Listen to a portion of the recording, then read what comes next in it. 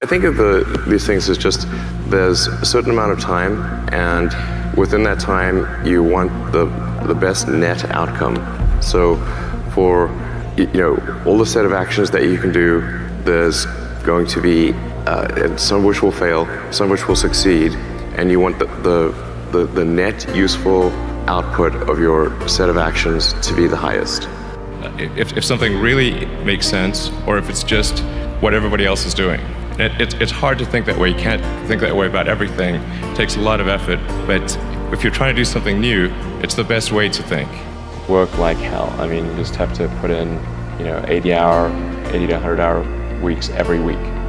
All those things improve the odds of success. If other people are putting in 40-hour work weeks and you're putting in 100-hour work weeks, then even if you're doing the same thing, you know that in 1 year you will achieve what they achieve. You will achieve in 4 months what it takes them a year to achieve. If you want to make progress in things, I think the best analytical framework for understanding the future is physics. I'd recommend studying the thinking process around physics, like not the equations. I mean, the equations certainly they're helpful, but the way of thinking in physics is it's the best framework for understanding things that are counterintuitive. And always taking the position that you're to some degree wrong, and your goal is to be less wrong over time. One of the biggest mistakes people generally make, and I'm guilty of it too, is wishful thinking. Like you want something to be true even if it isn't true. And so you ignore the things that, you ignore the real truth because of what you want to be true. This is a very difficult trap to avoid. And like I said, it's certainly one that I find myself in having problems with. But if you just take that approach of you're always to some degree wrong, and your goal is to be less wrong, and solicit critical feedback, particularly from friends. Like particularly friends, if somebody loves you, they want the best for you. They don't want to tell you the bad things. So you have to ask them, and say, really, I really do want to know, and then they'll tell you. You don't need college to learn stuff, okay? Everything is available basically for free. You can learn anything you want for free. It is not a question of learning. There is a value that colleges have, which is like, seeing whether can somebody work hard at something, including a bunch of sort of annoying homework assignments, and still do their homework assignments and kind of soldier through and get it done.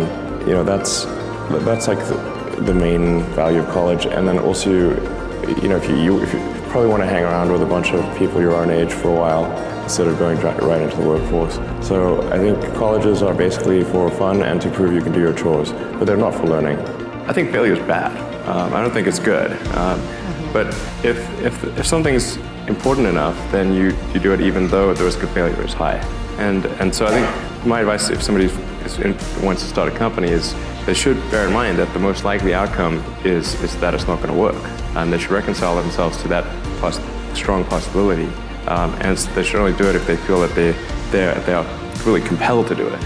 You need to work, depending upon how well you want to do, and particularly if you're starting a company, you need to work super hard.